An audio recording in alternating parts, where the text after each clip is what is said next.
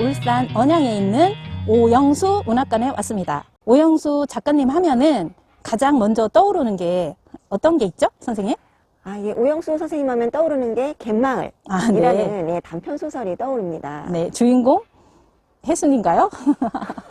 좀 단편을 좀 찾아봤는데 사실은 굉장히 재밌는 게 많더라고요. 네. 그리고 수필도 있었고 동시도 많았고요.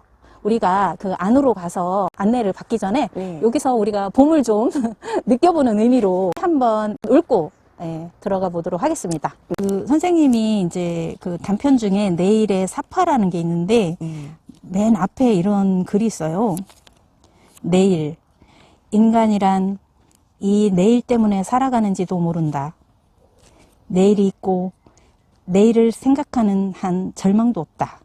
그리고 이 내일은 무한히 계속된다. 무한히 계속되는 그 어느 내일에는 반드시 이 이야기도 밝혀질 것이다. 이렇게 시작하는 단편이 있는데 이것도 되게 재밌거든요. 네. 내 동생이라는 시가 하나 있어서 한번 읽어볼게요. 네. 예, 내 동생 이동리 제일 겁쟁이 순 것만 보면은 혼이 나는지 신조차 내던지고 달아납니다.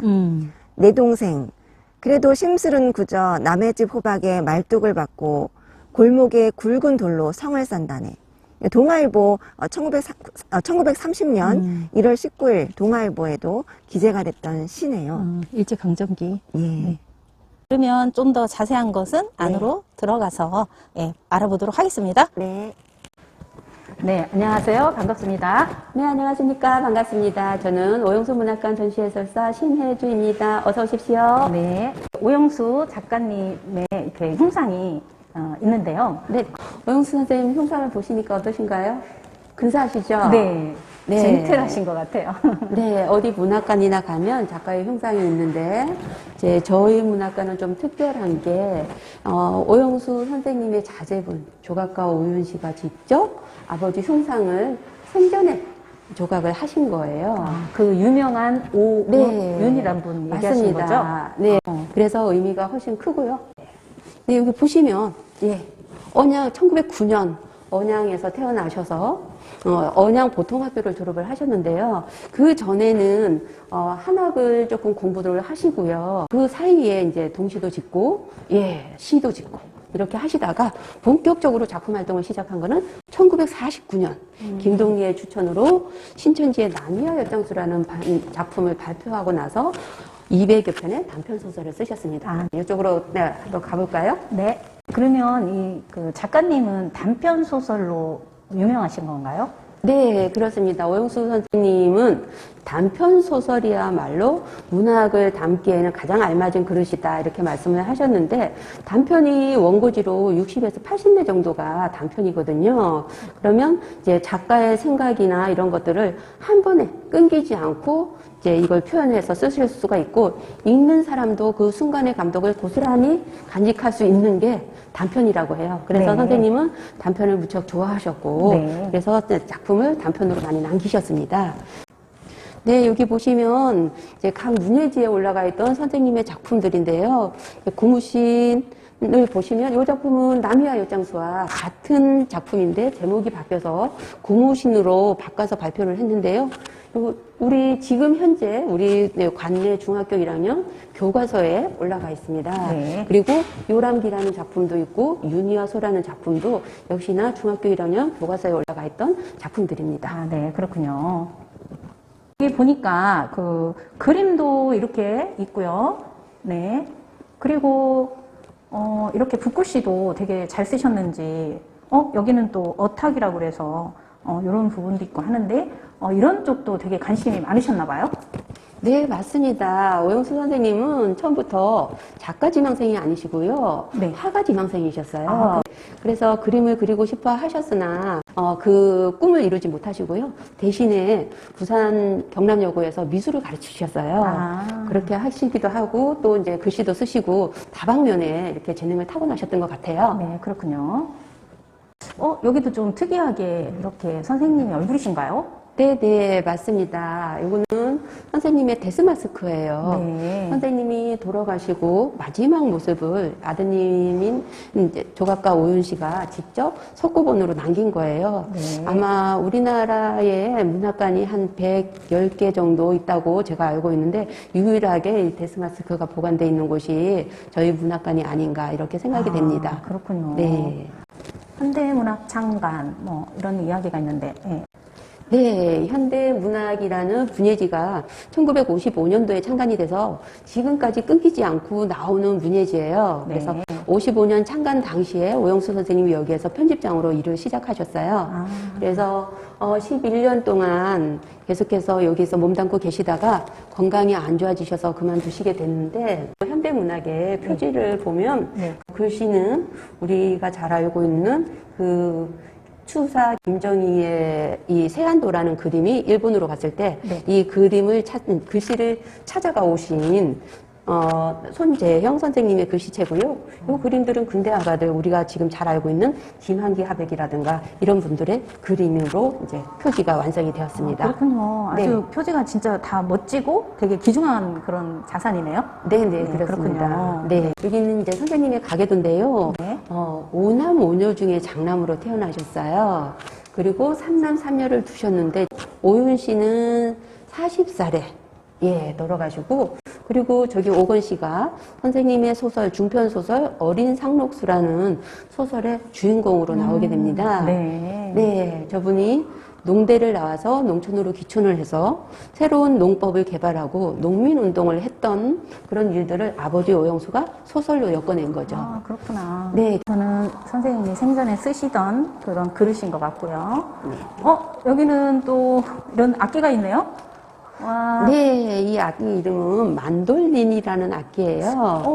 그런데 이 악기는 이제 오영수 선생님이 일본에 가서 공부를 하실 때 독학으로 공부를 하셨거든요. 네. 그래서 너무나 외롭고 힘들 때 이 악기 역시 독학으로 배워서 연주를 하셨던 그런 악기입니다.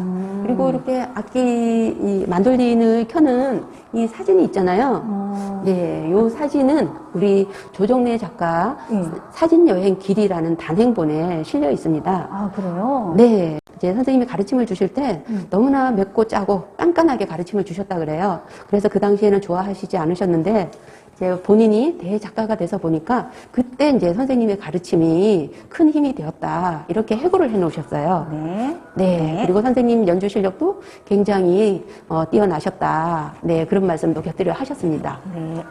눈에 띄는 것들이 있는데 네. 이거 작품 하나하나를 이제 이렇게 해놓은 건가 봐요? 선생님 작품 중에는 7권의 창작집이 있습니다. 네, 그 중에 첫 창작집이 머루라는 소설을 표지로 한 이제 1창작집이고요. 2권, 3권, 4권, 5, 6, 7까지 7권이 있는데 여기 보시는 것들 하고요. 그리고 이제 그 안에 이제 그 단편 소설들이 많이 들어가 있다는 얘기죠? 네, 그렇습니다. 네. 영화가 돌아가고 있는 것 같은데 갯마을 같은 느낌인데요? 맞나요? 네, 맞습니다. 이 영화는 갯마을이라는 선생님의 소설을 영화로 만든 작품입니다. 선생님의 두 번째 창작집이 갯마을인데 이 소설이 쓰인 거는 1953년이고요. 지금 현재 보고 계신 영화는 1965년도에 찍은 영화예요. 예, 김수용 감독님이 65년도에 찍고 그 다음에 이 작품이 1978년도에 다시 칼라판으로 다른 감독님이 또 찍으세요. 근데 나중에 칼라판으로 찍은 영화는 히트를 치지 못했고요. 이 영화를, 흑백 영화를 보셨다는 분은 굉장히 많습니다. 2019년도에 우리 울산에는 지금 산악영화제를 하잖아요. 그때 이 영화를 찍었던 김수용 감독님께서 저희 문학관에 오셨어요. 그래서 그 당시에 영화를 찍을 때 에피소드 같은 것도 들려주셨고요. 그리고 2019년도 가을에 이 영화가 영국의 런던 영화제 개막작으로 선정이 돼서 그 노구, 90세가 넘은 노구를 이끌고 영국을 가셔야 된다고 이렇게 말씀을 하시더라고요. 네. 그리고 아직도 2021년 수능 모의고사에 나왔던 작품이기도 한 게 이 갯마을입니다. 보통 이 갯마을 그 배경이 지금 우리 현재 어디 지역이죠? 네, 이 소설이 쓰여진 배경이 된 곳은 기장의 일광면. 네. 네, 거기가 항리마을이라고 하는데 그곳에서 이제 이 오영수 선생님이 머물던 시기가 있었어요. 네. 그때 작품 구상을 해 놓으셨다가 세월이 조금 지난 뒤에 쓰시게 되셨는데 지금도 그곳에 가면 영화를 찍었던 흔적도 보실 수가 있고 또 그 기장군에서 바다 축제를 하면서 이곳을 또 알리기도 하는 명소가 되어 있더라고요. 네, 알겠습니다. 네, 여기는 이제 선생님의 인생을 정리한 연보예요. 선생님 출생과 학창 시절 이렇게 해서 언양에서 태어나셔서 언양 보통학교를 졸업을 하시고 그리고 일본에 가서 공부를 하시기 전에 그 사이에 이미 동시를 발표를 하셨고요. 그 다음에 방랑 시절 이렇게 해서 선생님이 이제 결혼을 하시고 그리고 언양에서 야학을 가르치셨는데 그걸 하다가 일본 경찰에게 쫓기면서 만주에 가서 생활을 하셨던 네. 그런 시절이 되고요. 그리고 교사 시절 이렇게 해서 선생님이 부산 경남여고에서 미술도 가르치고 부산중학교에서 국어도 가르치셨어요. 그러면서 많은 작품을 발표하면서 이때 이제 선생님의 창작집 7권을 발표를 하시게 되는 거죠. 쭉 보시면서 네, 그렇게 해서 마지막까지 발표를 하시고 생을 마감을 하시게 됩니다. 그 이후에 이제 이제 선생님 오영수 문학상이 제정이 되고요. 그리고 각 지역에 이제 선생님의 문학비를 세우게 됩니다. 그래서 5군데에 세워져 있는데 선생님 묘소, 그리고 우리 울산 남구문화원, 언양초등학교, 그리고 부산의 기장에 이제 선생님의 갯마을 문학비, 그리고 옥동 대공원의 우리 가족문화센터 앞에 또 기념비가 있고요. 이렇게 5개의 문학비가 건립이 되었습니다. 아, 그렇군요. 네. 네. 네, 지금까지 저희 문학관을 둘러보셨는데요. 저희 문학관에서는 또 여기 오시는 분들을 위해서 연중 행사가 있습니다. 네. 네, 봄이면 이제 선생님이 돌아가신 기점을 즈음해서 추모제를 하게 되는데 그때는 지역에 계시는 분들이 재능 기부를 하기도 하고 해서 추모제 행사가 있고요. 가을이면 선생님의 작품 제목을 딴 문화별 콘서트라고 그 콘서트를 통해서 또 지역민들과 문화를 같이 나누는 그런 행사를 하고 있습니다. 네. 이제 언제든지 여기 와서 연락처를 남겨주시거나 이러면 이제 그런 행사가 있을 때 저희가 연락을 드려서 같이 함께 할 수 있는 시간을 만들기도 합니다. 네, 꼭 그때 그렇군요. 함께 하시면 네네. 좋겠습니다. 네. 네, 지금까지 오영수 작가님에 대해서 이렇게 말씀해 주셨는데요. 그러면 이 오영수 문학관은 한마디로 어떤 곳이다? 예, 얘기할 수 있을까요? 네, 오영수 문학관은 이 지역에 있는 분들에게 사랑방으로서 네. 언제든지 와서 네. 책도 보고 공부도 할 수 있는 그런 곳이기도 하고요. 네. 그리고 작가를 꿈꾸시는 분들이 저희 문학관에서 열고 있는 창작 교실을 통해서 언제든지 등단의 기회를 열 수도 있는 꿈을 그렇구나. 키울 수 있는 네. 그런 곳이기도 합니다. 아, 네. 6.25 전쟁이 났을 때 작가들이 이제 부산으로 피난을 많이 내려오셨다 그래요. 네. 그럴 때 이제 거처하실 곳이 없을 때 이제 거처하실 곳도 내어드리고 네. 또 소박한 밥상도 같이 나누시고 그렇게 하셨는데 예, 그것을 이제 저희가 그 선생님의 뜻을 조금이나마 이어갈 수 있도록 이렇게 차를 대접하는 네, 그런 네. 일을 하고 있습니다. 네, 감사합니다. 저희도 맛있게 마시고 또 책도 네. 보고 그렇게 가겠습니다. 네, 네, 감사합니다. 감사합니다. 수고하셨습니다.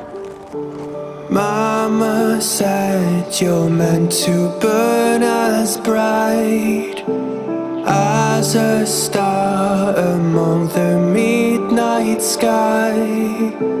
All the pressure blinded me, but now I see I'm no different from the rest. You said I'd fly away,